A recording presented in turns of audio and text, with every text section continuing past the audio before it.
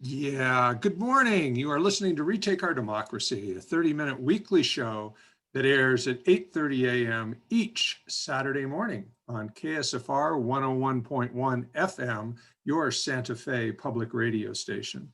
And I'm Paul Gibson, the host of Retake Our Democracy. And today I am joined by radio guest personality, Richard Eeds. Who appears every weekday afternoon on KTRC 1260 or on 103.7 Talk Radio from 1 p.m. to 4 p.m. And I'm used to being a guest on his show. Indeed, I was on his show yesterday afternoon. So we decided to flip roles. And so today I'll be interviewing Richard to see if he can answer questions half as well as he can ask them. So we'll get to Richard in just a moment, but first a couple of announcements. Last week, Roxanne and I did a pledge drive show in which we talked about the state and national elections, the New Mexico State Amendment 1, COVID, and the 2021 legislative session. The week prior, I interviewed Fred Nathan and Christina Fisher from Think New Mexico, and we spoke about just an outstanding new report that they did, how predatory lending swallowed New Mexico and what we can do about it. We also discussed Amendment 1 to the New Mexico State Constitution, as Think New Mexico and Retake Our Democracy are on the same side on that issue as well. You can watch all our past shows by going to retakeourdemocracy.org, hovering over the Actions and Events page, and clicking on Retake Conversations. And if you're driving around town today and you don't catch all of today's show, that recording will be on the web by mid-morning on Saturday. Sometimes it's up before mid-morning. While you're at the website, check out our election strategies page. We have a toolkit as well associated with that in 4 or 5 different strategies. All you have to do is go to retakeourdemocracy.org and click on the elections menu. We've got but 4 days until the election, and I'm sure all of us are anxious. And so there's no better way to calm your nerves than by keeping up with your election campaign actions and supporting your candidates of choice. And if you're wondering how you can contribute, just go to retakeourdemocracy.org and click on the election menu. We have a variety of easy to implement strategies. And if you really want to make it simple, click on that's New Mexico state election strategy and scroll down to Naomi Martinez Parra and send her a campaign check right now. Her race is neck and neck, and we need her in the New Mexico State Senate.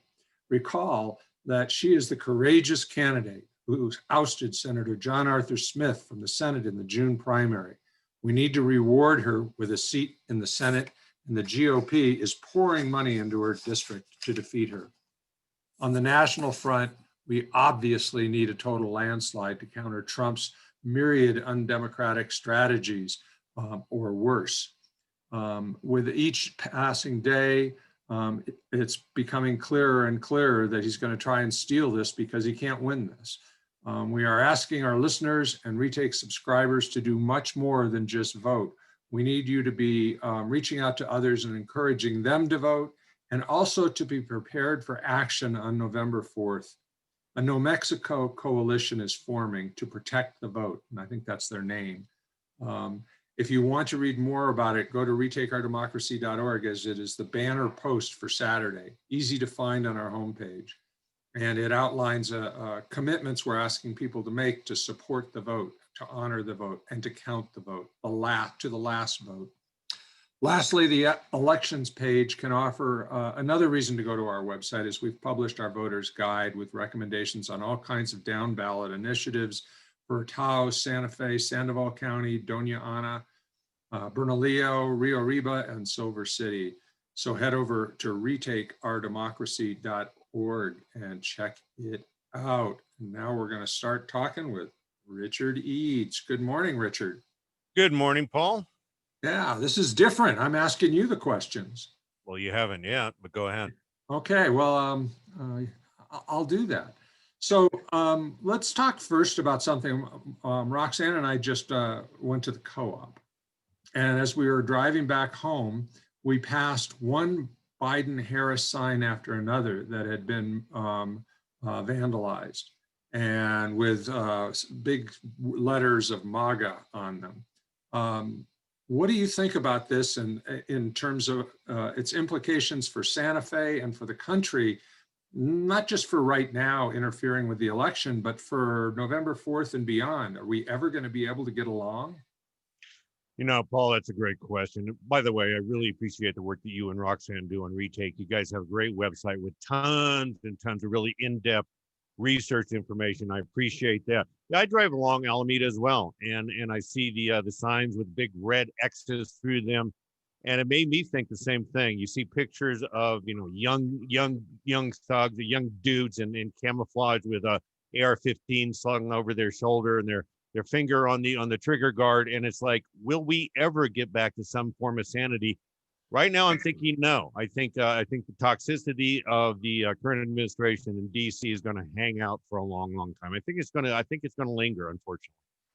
You know, one of the things I did, because I got very casual about setting up the questions today, because I knew I was talking to you, and we've done this so many times that it's pretty easy. But I usually like to start off the interview by just asking you to introduce yourself and tell the radio audience a bit about you and how you wound up becoming this ace radio political reporter. Well, Paul, I don't know about that. I was just a kid from Farmington, New Mexico. Grew up in northern New Mexico. Moved to California for a long time. Went to college out there. Finished high school in Mill Valley. Went to college in the UC system, and then eventually got back just because of the health of my father back to Colorado. Ended up working in radio, spinning records, vinyl, and then eventually worked my way into a talk radio station in Albuquerque, where I was known as the communist Richard the Red, basically on the big conservative radio station. Got a lot of death threats, and then wound up working in Santa Fe for Bill Richardson in the tourism department, and then wanted to get back into radio. So now I'm working for Hutton Broadcasting here, doing commercial radio, and I'm much more in line with my political view. It's a short history. Okay. Boy, very concisely done, sir. So what are your thoughts on the results, or the process first, and then the results you're expecting in the national election?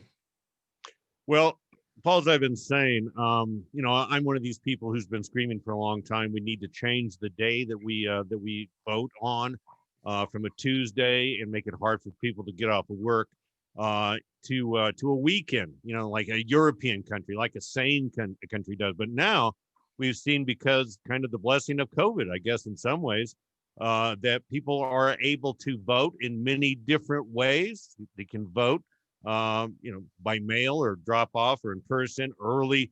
And the turnout just in New Mexico will probably top 900,000. We'll have record turnout in New Mexico.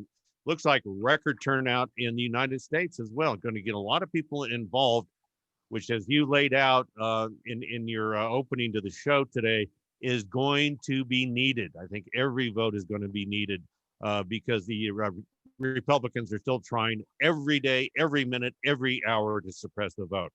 So right now, I'm optimistic. A lot of people are going to vote, and I'm optimistic that we'll know by Tuesday night that the incumbent, President Teoloco, is going to be returning to Trump Towers.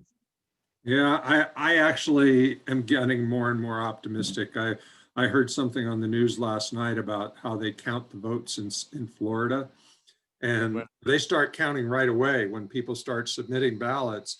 And so they were saying they'll have results early. And the last poll I saw had Biden ahead by 5% in Florida. And if Biden takes Florida, the path for Trump to the White House is almost non-existent. Yeah, it's almost blocked. They may not be able to say it's over and Biden has won, but they'll be giving that message that it's likely over, and that's when the Gibson barbers pop the champagne. Yeah, 538.com and Nate Silver have Trump absolutely has to have Florida, but they still have Biden with an 89% chance of winning the election. Nate Silver's a pretty bright guy. Right. Yeah, it's It's interesting. And you know what was surprising, the day before yesterday, or I guess on Wednesday, um, uh, there was a Supreme Court judgment where Kavanaugh said, as far as I'm concerned, maybe we shouldn't have any votes counted after November 3rd.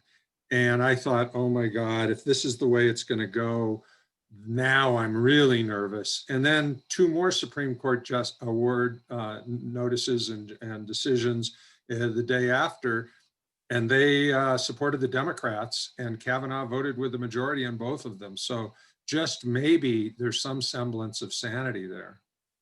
Yeah, it makes you wonder. Yeah, we'll let you vote now, but we're gonna pull the rug out from you after the third, and say they're talking about, we have to segregate. Interesting choice of words. The ballots that come in after election day have to segregate those, and then they'll decide if they allow those to be counted. I know it's so weird that Trump can be so brazen and say, if we didn't do these things, no Democrat, no Republican would ever be elected. So it's like just an overt admission that if it was a fair election, they would lose.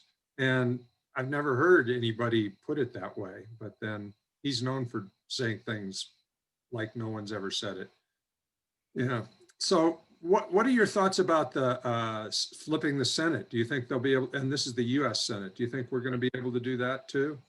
I'm very optimistic about that as well. I think we pick up, Democrats pick up 3 seats, maybe 4 seats. 3 seats in the White House is all the Democrats need Yeah. to start undoing a lot of the damage that Moscow Mitch and the Republicans in the Senate have heaped upon us when it comes to rights, when it comes to environmental things. There's going to be a lot of damage to undo.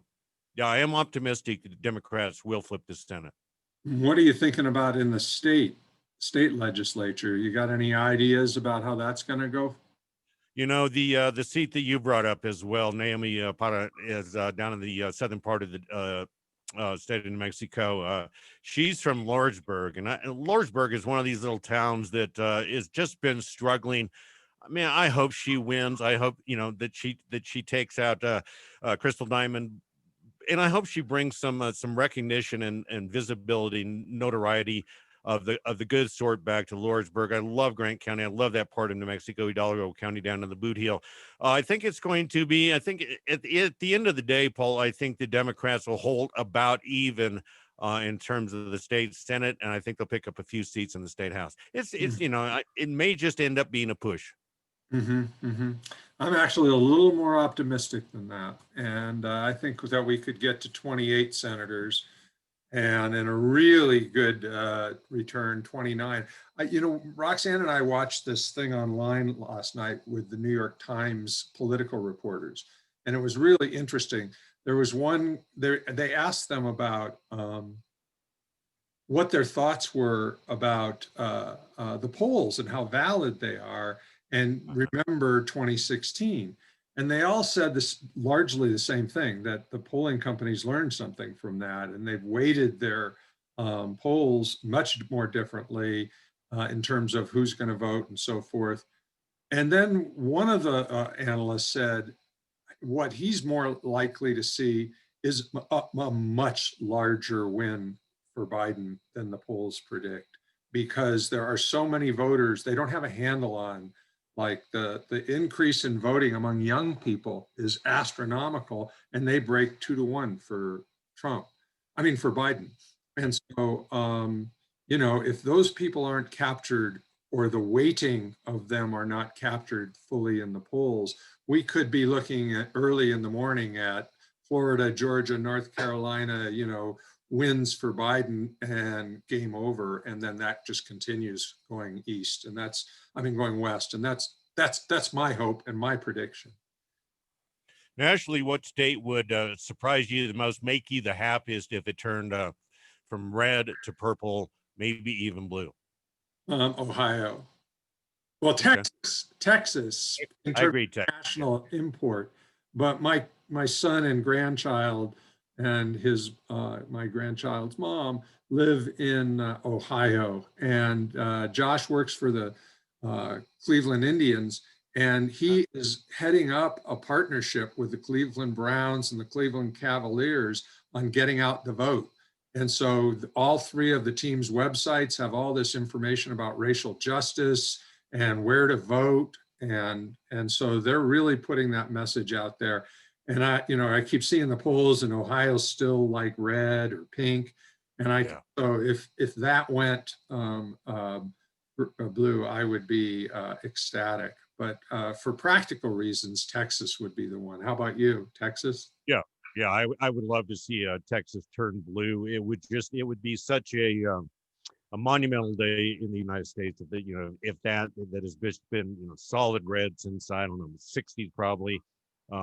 That it would, if it turned blue, that would be a big indication of a change in attitude across the country. Yeah. But I'd love to see, and you mentioned the work that sports teams are doing around this issue, and Black Lives Matter and all the racial justice issues. It's phenomenal that the sports teams are doing that, and the athletes, the big superstars are really pushing that. I'd love to see it. Yep. And what I love the most about it, well, not the most, but what I also love about it is that I know it just rankles the hell out of Trump. I saw one thing where I can't remember. I think it might have been the people from the Lincoln Project, and they were saying, we love living rent free inside Trump's head. And they admitted that some of their ads are designed to goad him, not anything more than that. I tell you, I had Mike Madrid on from the Lincoln Project a few weeks ago on the radio show. And it was incredibly refreshing to talk to a Republican and somebody who is basically logical, has their positions, which is great. I think it needs to be at least a two-party system. If the opponent doesn't show up, it's no fun. But it was really fun to talk to somebody from the Lincoln Project and just, talk rationally about the ills of the Republican Party and the country. And, because it's become the Trump party, they lost it. They lost their own party. Yeah. I had Peter Smith, who's the board president for KSFR, and he's a lifetime Republican. And same thing. It was like, oh my God, you people can think. Right. And it was just flat out Really refreshing. We have friends who are Trumpsters, and we can't even have a conversation. It's off the table because we know we're not going to change their mind, and all it's going to do is wind up with an argument. And it's like arguing with somebody that's a believer in QAnon. Yeah. Well, they're not quite that bad, but anyway, another question for you. Amendment 1.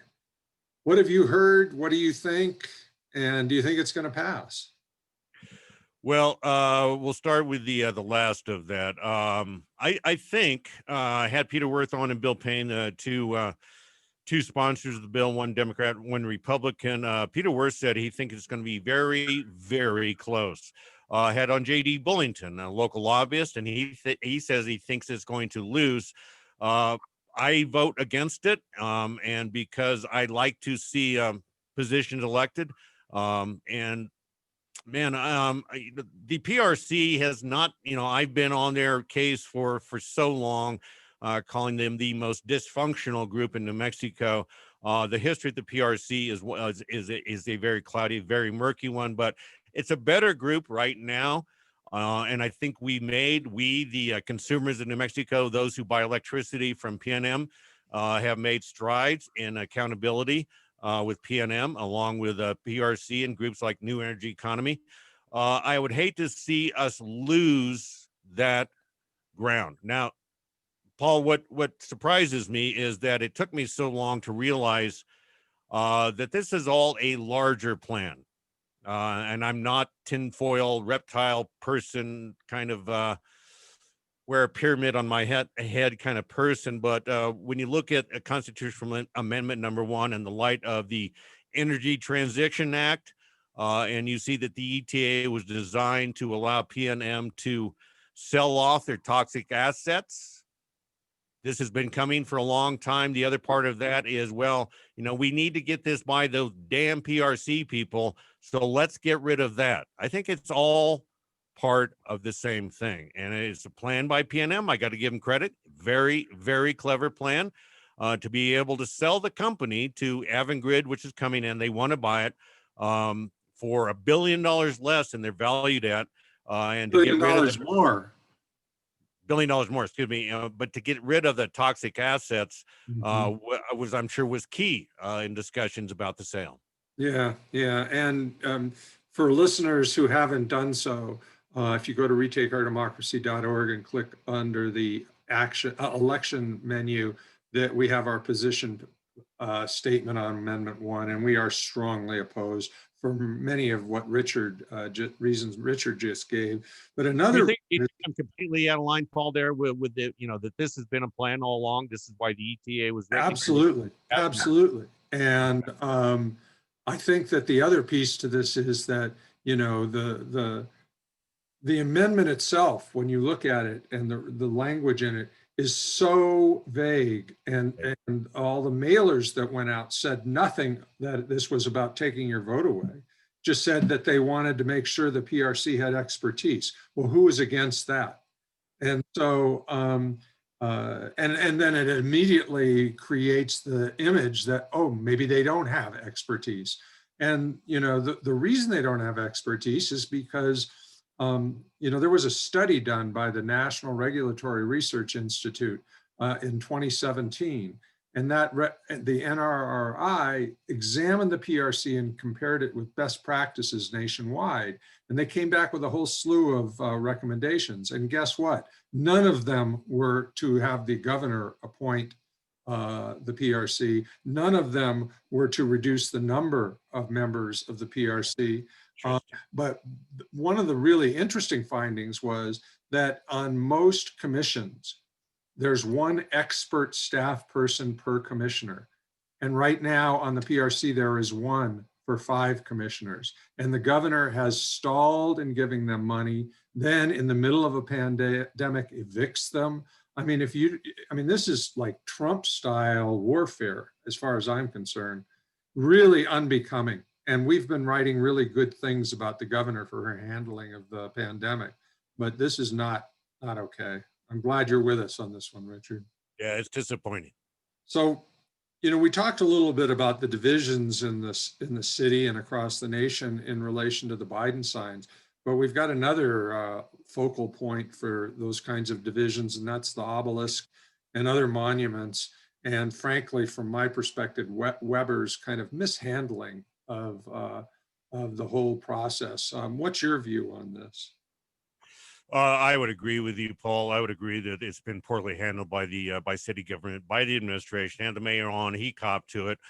They were slow to get this going, but they're still kind of waffling back and forth, trying to form this commission. But I also lay a lot of the blame here at the feet of the city council. They could be doing a lot more, but I see the city councils being very mum. Being very quiet, not wanting to step up as leaders as they are elected to be. They're just basically pointing fingers at the mayor and saying, shame on you, mayor. I'm very disappointed in the city council right now. There's only one that I would give a slight pass. The rest of them right now is like, get off your fat asses and get to work. This is something they could be helping on, could be helping the city administration on, talking to people and providing information. If they've been doing a lot around this, around the reconciliation and the truth and healing all these wounds, then tell us. If you've been doing that, why keep it quiet? Right. There's no point in healing if people don't know about it. So I'm very disappointed in basically all city leadership right now. Well, and it's bizarre. Then the mayor came out, and the mayor's a friend of ours, but I was really disappointed in his recommended composition of the chart, that commission. Right. 21 members. It's pretty 21 strange. members, and only 3 of them are Hispanic, cultural or historical people, and only 3 are indigenous. So the 2 parties that are, they have to, our perspective is the outgrowth of this needs to be an agreement among those communities about how to celebrate their cultures together without insulting each other, you know, and offending and harming each other. And if you've only got less than a third of the members of this commission coming from those communities, at least explicitly coming from those communities, how are you going to do that? And so Retake did a blog a week or so ago with commentary on that. And we even broke down how they should change the composition, the recommended composition, to make it more representative of who has their, because the mayor said they've got their stakes in the game. That's who's going to be on this. And he appointed 2 former city elected members and 1 state staff member. And it's like, how do they have a stake in this game, you know? He may have some particular people in mind, is the way I read that. He has, Yeah, you know, very specific former city councilors probably in mind, right. that have been very vocal critics of his on this. So you know, I think he's trying to set it up. I don't know. I think he, at this point, still being too slow on this. But I think the mayor, his intentions are good. I think he wants to do the right thing. I'm just not sure he knows right now how quickly he should probably act. He probably needs some help. And maybe, you know, maybe Retake and you and Roxanne and other people could, you know, persuade them to move a little bit faster, them being the administration and the city council, move a little bit faster. And transparency is going to be critical, absolutely critical. Yeah. Maybe the most critical component of this entire process. Right, right. And that they are saying that the final report would come out in December of 2022. It's Right. like, hello, that's 2 more Indigenous Peoples Days that we can sweat through, you know, whatever is going to go on in the plaza or wherever else. You know, it's just like, let's pretend this is of some urgency. Um, I agree. so we had talked a little bit about this, and we've got about 2.5 more minutes here. Um, uh, about prospects of healing. And what do you think Biden has to do day one? What are the things he has to do? Now we're making an assumption, yes, but I'm making that assumption. If Biden's inaugurated, what are like 1, 2, 3, the things he's got to start addressing? Oh, immediately he has to start addressing COVID. Nothing is going to move forward. Nothing is going to heal. Either United States, which will also go a long way towards healing, changing the image of the United States worldwide. The bungling that we have done with COVID, nothing can change until he addresses that and puts the right people in charge, puts the right message, the right image in front of the American people. We look at what's happening in New Mexico now with over 1,000 cases. UNM just recently modeled it'll be 1,200 a day before it starts getting better. Nationally, globally, that's the first thing he has to address. He has to remind people nothing is going to get better economically until we deal with this as a health issue, which the Trump administration has refused to do. First and foremost, he has to do that. He has to reassure the Americans he's in charge, the right people are in charge, science is in charge, not politics anymore. To me, that's number 1, 2, and 3. Yeah, yeah, yeah. What do you think about packing the courts? 30 seconds. Backing the court. I am not an expert on that. I will defer to you on that, Paul. I don't know if it's a good idea or a bad idea. I guess in some ways we need to dilute it, but I don't know. Yeah, yeah. Well, I think that I think it's something we got to do, but maybe call it something else. Reforming, expanding. Right. Well, I mean, his task force on reforming the Right. judicial system at large is probably a good idea. Yeah, yeah. Well, I just really want to thank you, Richard. We're recording this on Friday morning, and Friday afternoon at 2:30, I'll be on your radio show. So it's a, and we'll probably be talking about a lot of the same things. So I just really want to thank you for being on, and ask you to stay safe and healthy, and keep your voice loud and clear. All right. Huge fan of public radio, huge fan of KSFR. Thank you, Paul. All right. Take care. Bye-bye.